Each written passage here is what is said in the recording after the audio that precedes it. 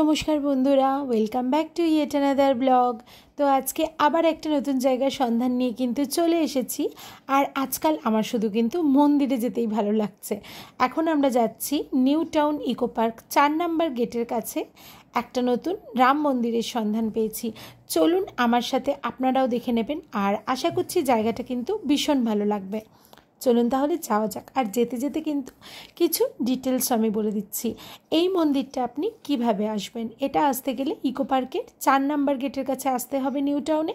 আর সেখান থেকে কিন্তু হাঁটা পথ, মানে ওই 10 মিনিট মতো লাগবে হেঁটে গেলে।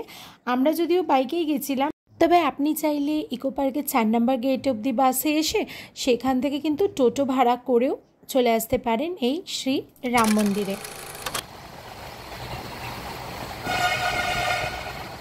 আর আপনাদের সুবিধার্থে আমি কিন্তু অ্যাড্রেসটাও দিয়ে দিচ্ছি স্ক্রিনে, এটা দেখে নেবেন। কেউ যদি ওলায় আসেন তাহলে এই অ্যাড্রেসটাও কিন্তু আপনি দিয়ে দিতে পারেন। আর ইকো পার্ক ছাড়িয়ে কিছুটা এগোতেই কিন্তু এই সুন্দর রাস্তাটা চোখে দেখা গেল। ওই দেখুন দূরে দেখা যাচ্ছে বড় হনুমানজির মূর্তি। এই রাম মন্দিরের বিশেষত্বই হচ্ছে এই বড় হনুমানজির মূর্তিটা, আর ভেতরে একটা কিন্তু বড় শিব মন্দিরও আছে। আর এই হনুমানজিটা হচ্ছে 151 ফিট উচ্চ।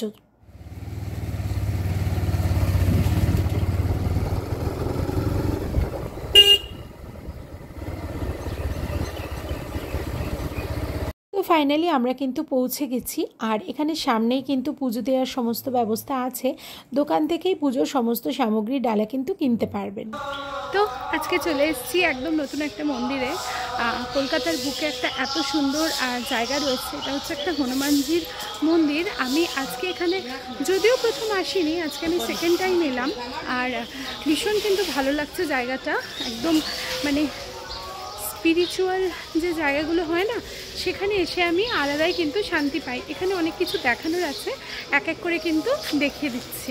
মন্দিরের গেট দিয়ে ঢুকেই কিন্তু ডান দিকে বিভিন্ন পৌরাণিক যে চরিত্রগুলো সেগুলোকে কিন্তু মূর্তি হিসাবে স্থাপন করা হয়েছে।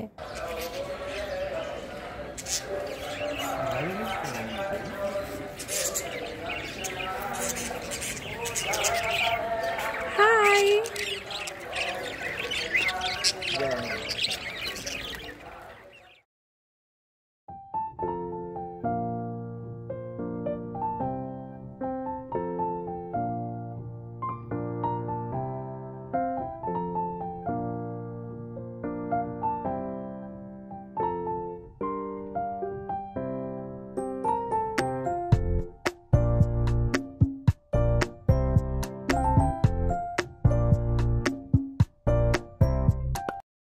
মন্দিরের গেট দিয়ে ঢুকে কিছুটা এগিয়েই বাঁদিকে কিন্তু সৎসঙ্গ রয়েছে, যেটা দেখালাম এইমাত্র। এখানে কিন্তু সবসময় দেখছিলাম কি সুন্দর নাম সংকীর্তন হচ্ছিল। আর এই ডান দিকে বিভিন্ন রকমের দোকান আছে, এখান থেকে আপনারা হনুমানজির মূর্তি বা লকেট আরও নানা রকমের দ্রব্য সামগ্রী কিন্তু চাইলেই কিনে নিতে পারেন। আর ওই যে মহাদেব বসে আছে দেখুন, একটা জলাশয়ের ওপরে মা গঙ্গার বড় বেশ মূর্তি, আর এদিকে মহাদেব আর পাশে কিন্তু হনুমানজি।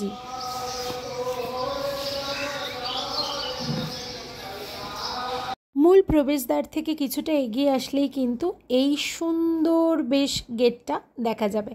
এর পাশেই মুখ্য মন্দির, যেটা দিয়ে আমরা ঢুকবো। আর এই কুমিরের হায়ের মধ্যেও কিন্তু আগে ঢোকার ব্যবস্থা ছিল, এখন দেখছি এটা কিন্তু তালা দিয়ে বন্ধ করা রয়েছে। আর চারপাশে বিভিন্ন দেবদেবীর মূর্তি কিন্তু রাখাই রয়েছে। আর এই গাছটিকেও অনেক পবিত্র হিসাবে কিন্তু ধরা হয়। আর দেখতে পাচ্ছেন চারপাশটা কি সুন্দর। এখানে একটা কিন্তু রথ রাখা রয়েছে, আর কত রকমের ঘোড়া দেখুন এই রথটাকে কিন্তু টানছে। আর এইটা হচ্ছে মূল মন্দিরে ঢোকার প্রবেশপথ, আর প্রবেশপথের সাইডে কিন্তু মহাদেব। আর ভেতরে ঢুকে আমি দেখতে পেলাম এখানে অনেকে কিন্তু যজ্ঞ করছে। আমারও ইচ্ছে রইল যজ্ঞ করার, দেখা যাক।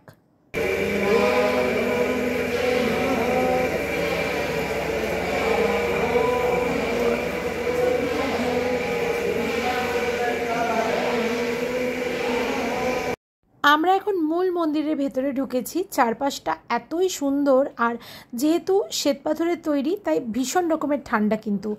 আর চারপাশে দেখতে পাচ্ছেন কি সুন্দর কাচের কারুকার্য করা। আর এখানে কিন্তু এসেই আগে মহাদেবকে দেখলাম অনেকেই জল ঢালছে, আমরাও ভাবলাম কিন্তু মহাদেবকে জল ঢালবো।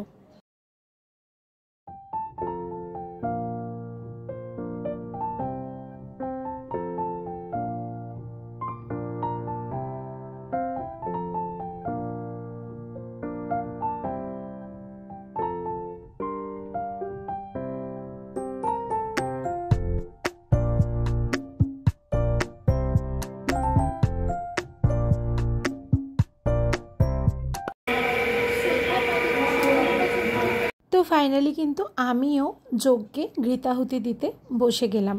তো ঠাকুরমশাই একে একে করে যা যা ইনস্ট্রাকশান দিচ্ছিল সেগুলো ফলো করে কিন্তু সুন্দরভাবে এখানে আমি যজ্ঞ করলাম।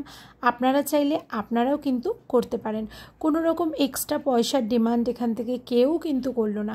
আপনি স্বেচ্ছায় যা দানপাত্রে দেবেন সেটি কিন্তু যথেষ্ট।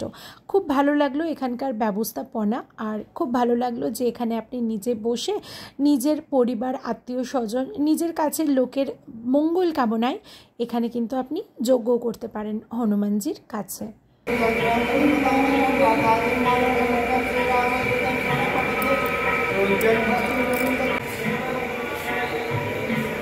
তো এরপরে কিন্তু আমরা চলে এলাম মহাদেবকে জল দিয়ে স্নান করানোর উদ্দেশ্যে।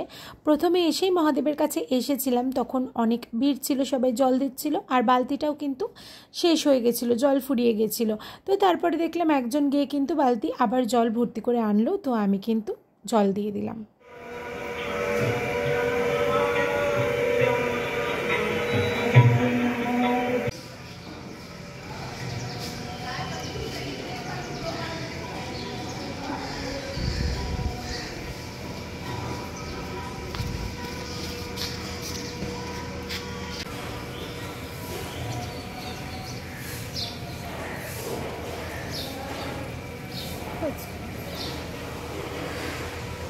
খুব সুন্দর জায়গাটা, বল।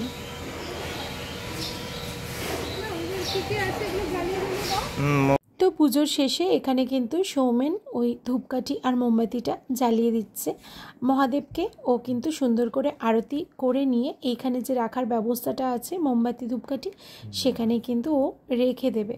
তো খুব সুন্দর লাগলো জায়গাটা। সবাই চাইলে একবার করে কিন্তু এই জায়গাটা ঘুরে যেতে পারেন। নিউ টাউন ইকো পার্কে তো আমরা মোটামুটি সবাই আসি, তাই না? তো সেখান থেকে আরোই 10 মিনিট মতো হেঁটে আসলেই কিন্তু এত সুন্দর একটা মন্দির দর্শন করতে পারবেন। তো এখন কিন্তু আমাদের পুজো দেওয়া কমপ্লিট হয়ে গেছে। এখন আমরা চলেছি বাড়ির পথে, মানে বাড়ির পথে না, রাস্তায় একটু দাঁড়াবো, দাঁড়িয়ে চা খাবো আর একটু ব্রেকফাস্ট খাবো, কারণ আমরা সকাল থেকে কিন্তু দুজনের কেউই ব্রেকফাস্ট করিনি। তো চলুন তাহলে যাওয়া যাক। হ্যাঁ, আর বেশ ভালো লাগলো কিন্তু জায়গাটা, একদম অন্য রকমের স্পিরিচুয়াল জায়গা। তো আমার এমনিতেই ভীষণ ভালো লাগে, আপনারা জানেনই। এই জায়গাটা কিন্তু আরও মানে মারাত্মক সুন্দর লাগলো। এখান থেকে শিব ঠাকুরটা দেখা যাচ্ছে, দেখি। এই সেই 151 ফিট উঁচু কিন্তু হনুমানজির মূর্তি। বাড়ি ফিরে যাওয়ার আগে চারপাশটা আবার সুন্দরভাবে কিন্তু দর্শন করে নিলাম, আবার আসতে হবে এই জায়গাটাতে। তো ফাইনালি আমরা কিন্তু রওনা দিলাম এবার বাড়ির পথে। রাস্তায় কোথাও একটু দাঁড়িয়ে, মানে রাস্তার সাইডের যে দোকানগুলো থাকে না, সেখান থেকে একটু চা আর হালকা ফুলকা কিছু একটু ব্রেকফাস্ট করে নেবো, মানে ওই ডিম পাউরুটি বা ম্যাগি ওই ধরনের কিছুই কিন্তু খাওয়ার এখন ইচ্ছে করছে।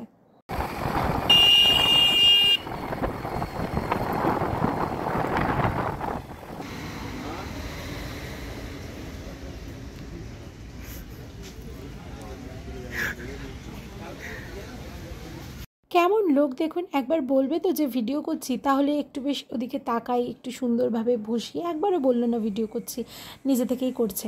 তো এই দোকানটাতে এসেছি, এখান থেকে কিন্তু আমরা চা বলে দিয়েছি আর চা চলেও এসেছে। চাটা কিন্তু অসাধারণ খেতে ছিল, আর তার সাথে করে একটা কিন্তু ওই লম্বু টাইপের বিস্কুটগুলো নিয়ে নিয়েছি। কিছুক্ষণ পরেই চলে এলো আমাদের ডিম পাউরুটি। একটাই ডিম পাউরুটি নিয়ে দুজনে কিন্তু ভাগাভাগি করে খেয়ে নিয়েছিলাম, কারণ কিছুক্ষণ পরেই তো বাড়ি ফিরতে হবে।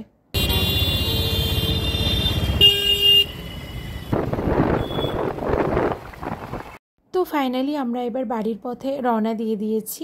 বাড়ি পৌঁছে কিন্তু রান্নাবান্নাও আছে আমার, সমস্ত কাজকর্ম সেরে তারপরে আবার বেরোতে হবে চিনিকে স্কুল থেকে নিয়ে আসতে। ব্লগটাও এই অবধিই রাখলাম। চ্যানেলটা ভালো লাগলে সাবস্ক্রাইব করে দেবেন। নেক্সট ব্লগে আবার একটা নতুন কোনো জায়গার সন্ধান নিয়ে কিন্তু চলে আসবো। সবাই খুব ভালো থাকবেন।